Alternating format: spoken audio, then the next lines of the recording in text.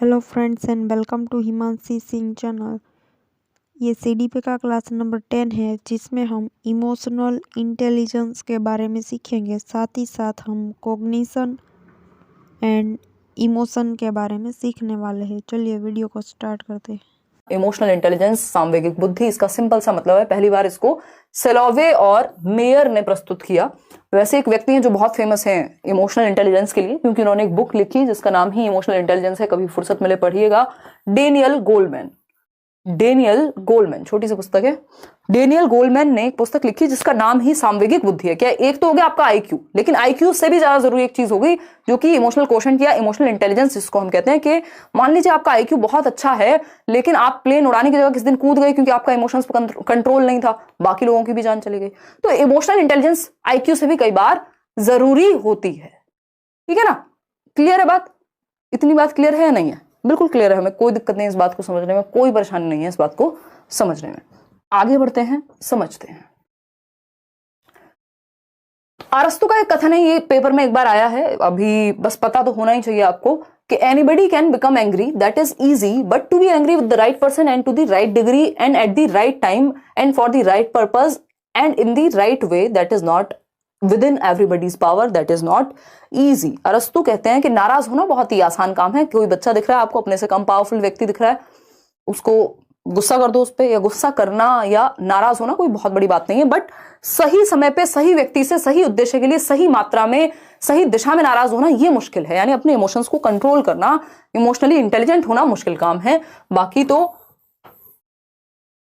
गुस्सा करना कोई मुश्किल काम नहीं है। तो इमोशनल इंटेलिजेंस है कि आप अपने इमोशंस के प्रति कितने अवेयर हैं, कितने अच्छे से उनको मैनेज करना जानते हैं। इमोशनल इंटेलिजेंस जो व्यक्ति रखता होगा, आप देख रहे हैं ये जो आप रेड लाइट पे देखते हैं सिग्नल पे, एक पूरा इसमें भी अलग अलग तरह की चीजें हैं। जो लोग भीख भी मांगते हैं तो उनको भी पता है, अगर आप अपने किसी दोस्त या इवन अपने भाई के साथ भी जा रहे हैं तो वो एक बार तो डायलॉग मार ही देंगे, अरे जोड़ी बनी रहे, है ना। ये क्या है? ये इमोशनल इंटेलिजेंस है कि अगर सच में जोड़ी वाला व्यक्ति होगा तो 2 पैसे दे ही जाएगा कि हाँ हाँ बिल्कुल खुश कर दिया, आज तो आपने यही तुम्हें चाह रहा था या चाह रही थी, है ना, ले लीजिए पैसे, कोई बात नहीं। मतलब बात ये है कि वो किसी की हेल्प करना is a different way, but ये जो प्रयोग है वाक्य का कि जोड़ी बनी रहे, ये प्योर इमोशनल इंटेलिजेंस का उदाहरण है कि उनको भी पता है कहाँ कौन सी बात करनी है, कैसे आपके साथ इमोशंस के साथ खेलना है, कहाँ पे। ठीक है ना? तो इमोशनल इंटेलिजेंस की विशेषताओं की अगर हम बात कर रहे हैं तो वो भी आपके इमोशंस के प्रति अवेयर हैं। इमोशनल इंटेलिजेंस की अगर आप बात कर रहे हैं, बात करें सामाजिक कौशल, यानी सोशली कैसे मैनेज करना है लोगों को, चीजों को, खुद के प्रति कितनी अवेयरनेस है, आत्म जागरूकता, आपको कैसा फील हो रहा है, आपको एंगर आ रहा है तो क्यों, आप अपने इमोशंस के प्रति ही अवेयर हैं। मोटिवेशन का क्या स्तर है, कैसे कंट्रोल कर रहे हैं, एम्पैथी है कि नहीं है, दूसरों के शूज में, दूसरों की स्थिति में खुद को डाल करके देख पाते हैं या नहीं, या फिर दूर दूर से सिंपैथी दिखाते हैं कि हाँ बहुत दुखी है तुम्हारे लिए और कोई दुख खास है नहीं।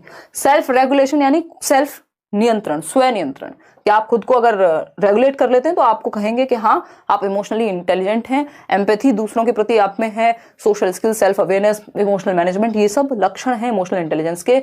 1 नंबर का क्वेश्चन है इमोशन एंड कॉग्निशन या कॉग्निशन एंड इमोशन। देखिएगा, संज्ञान एवं संवेग। क्या कहानी? संवेग की बात करें, कोशिश रहेगी लास्ट में कुछ दे दें। बाई डायरेक्शनल होते हैं यानी द्विदिशात्मक होते हैं, इंटर रिलेटेड होते हैं, अंतः संबंधित होते हैं। कॉग्निशन हमने पढ़ा था, मेंटल स्किल्स, हमारा दिमाग और दिल यानी इमोशंस जो हैं हमारे, वो एक दूसरे को प्रभावित करते हैं, ये बात आप याद रखिएगा। फिर आता है दोनों एक दूसरे को प्रभावित करते हैं, सेम बात है, सिर्फ एक केस में प्रभावित नहीं करते। ज़ेज़ोंग के एक व्यक्ति हैं जो कहते हैं कि कॉग्निशन और इमोशन, संज्ञान और संवेग एक दूसरे से इंडिपेंडेंट हैं, एक दूसरे को प्रभावित नहीं करते। कॉग्निशन एंड इमोशन क्या है? एक दूसरे को प्रभावित नहीं करते। ऐसा कौन कह रहे हैं? ऐसा कह रहे हैं एक व्यक्ति जिनका नाम है ज़ेज़ोंग। अदरवाइज बाकी लोग क्या कहते हैं? इंटर रिलेटेड हैं। ठीक है, इंटर रिलेटेड है। धुंधला दिख रहा है, आंखों की लेंस साफ कीजिए, बहुत दिनों से बदले नहीं होंगे आपने, मजाक कर रहे हो। देखिएगा, अगर हम बात करें ज़ेज़ोंग के अनुसार इमोशन एंड कॉग्निशन इंडिपेंडेंट यानी स्वतंत्र हैं। मनोवैज्ञानिकों द्वारा यह सुझाव दिया गया है कि शिक्षकों के दृष्टिकोण यानी गिफ्टेडनेस की भावना निम्नलिखित के संयोजन पर निर्भर करते हैं। अच्छा, ये अलग कहानी हो गई कि गिफ्टेडनेस के जो लक्षण हैं, लेकिन यहाँ कॉग्निशन इमोशन में 2 बातें याद रखनी है। इसमें और भी थियरीज हम करते हैं बैच में, बट यहाँ जरूरत नहीं है अभी के लिए कि एक तो ये इंटर रिलेटेड है कॉग्निशन और इमोशन, यानी आप अगर इमोशनली ठीक महसूस नहीं कर रहे, कोई घटना घट गई आपके जीवन में, जो चीजें आपको आती होंगी हो सकता है पेपर में आप उनको भी ठीक से परफॉर्म ना कर पाए। तो इमोशनली जो आपके इमोशंस हैं वो आपके दिमाग को भी प्रभावित करते हैं और आपका दिमाग भी इमोशंस को प्रभावित करता है। बस डिजोंग कहते हैं ये दोनों स्वतंत्र हैं, अदरवाइज बाकी सब लोग कहेंगे अंतः संबंधित हैं। ठीक, मनोवैज्ञानिकों ने 3 लक्षण बताए हैं कि ये तीनों का अगर कॉम्बिनेशन होगा तो व्यक्ति गिफ्टेड कहलाएगा। ये भी पुराने समय में सीटेट में पूछा जाता रहा है, तो आपको पता होना चाहिए बस। गिफ्टेड यानी प्रतिभाशाली, तो 3 रिंग मॉडल बोलते हैं इसको प्रतिभाशाली होने का, जिसमें 3 चीजें कॉमन होनी चाहिए। एक है आपका ACC से याद रखते हैं, ACC सीमेंट कोई कह रहा था अभी भी आता है, बट पुराने टाइम पे तो आता ही था। ACC क्या है भाई? रेंजोली कहते हैं high ability, A for high ability, high creativity C for, और C फॉर हाई कमिटमेंट। ठीक, तो ये तीनों चीजें जिसमें होंगी, यानी उच्च क्षमता एबिलिटी, जल्दी से चीजें समझ में आ जाती हैं, जल्दी से चीजें कर लेता है। हाई क्रिएटिविटी यानी कुछ अलग कुछ डिफरेंट करने की क्षमता भी हाई है। और तीसरा है प्रतिबद्धता यानी कमिटमेंट भी हाई है। अब ये क्या कहानी है भाई? कमिटमेंट भी हाई, तीनों चीजें कॉमन है, यानी व्यक्ति जो है जब तक तोड़ेंगे नहीं तब तक छोड़ेंगे नहीं। याद रखिएगा, ये तो वैसे भी पूछा जाता है कमिटमेंट को लेकर के, यानी परसिस्टेंट होता है गिफ्टेड व्यक्ति। ठीक है ना? तो अगर हम बात करें तो तब तक वो दशरथ मांझी वाला एग्जाम्पल यहां वर्क करता है कि जब तक तोड़ेंगे नहीं तब तक छोड़ेंगे नहीं, यानी करना है तो करना है कोई काम। एबिलिटी ज्यादा होती है, क्रिएटिविटी ज्यादा होती है, नए नए तरीके ढूंढते हैं काम को करने के। किसने दिया है ये गिफ्टेडनेस का मॉडल? तो ये रेंजोली ने दिया है। ये 3 रिंग मॉडल है, ट्रायंगल मॉडल नहीं है, इसको गलत नहीं समझना है। तो ये रेंजोली के द्वारा दिया गया। आगे बढ़ते हैं नेक्स्ट टॉपिक पे। नेक्स्ट टॉपिक है आपका गिफ्टेड बच्चों की कुछ खासियत होती हैं, कुछ कैरेक्टरिस्टिक्स या फीचर्स होते हैं, विशेषताएं होती हैं। एक तो ये क्यूरियस ज्यादा होते हैं, यानी हाई आईक्यू जिनका है या गिफ्टेड है, जो बचपन से क्वेश्चंस बहुत तरह तरह के पूछते हैं, जिज्ञासा होती है हर चीज को देख करके, और जिज्ञासा हम सभी में होती है, इनमें थोड़ी ज्यादा होती है। तो ये हम कह सकते हैं कि गिफ्टेड बच्चे जो हैं,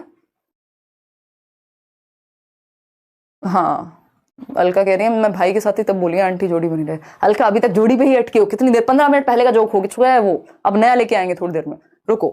जिज्ञासा ज्यादा होती है, यानी क्यूरियोसिटी इनमें खूब अच्छी खासी होती है, जिज्ञासा इनमें अच्छी खासी होती है। फिर आता है सेकंड पॉइंट, चीजों को याद रखने की स्मृति अच्छी होती है, यानी मेमोरी इनकी स्ट्रांग होती है, चीजें आसानी से भूलते नहीं है। ठीक है ना?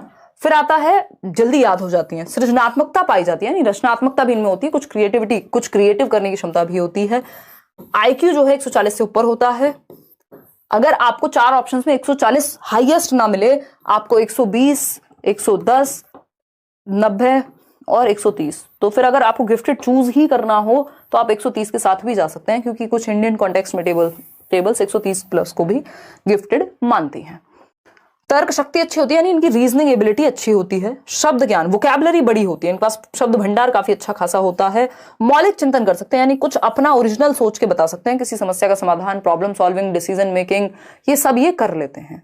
अच्छा, अगर गिफ्टेड बच्चे को भी अच्छा माहौल ना मिले, जिस अच्छे माहौल को क्या कहते हैं हम साइकोलॉजी में? Conducive environment. कॉन्ड्यूसिव मतलब समृद्ध वातावरण, जो उसको आगे बढ़ाए। वातावरण का भी तो बहुत बड़ा रोल है ना। आप कितने भी, बहुत सारे लोग जो जीवन में बहुत अच्छा कर रहे हैं, आप उनकी बायोग्राफी पढ़िए, आपको पता लगेगा घर वालों ने जान लगा रखी थी उनके ऊपर, है ना।